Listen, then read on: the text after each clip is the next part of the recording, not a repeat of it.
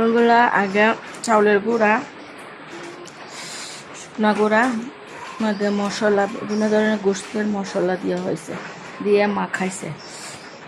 মাখায় ধনিয়া পাতা দেওয়া হয়েছে। আপনার গরুর চর্বি আছে না, গরুর চর্বি দিয়ে ভাজা হয়েছে।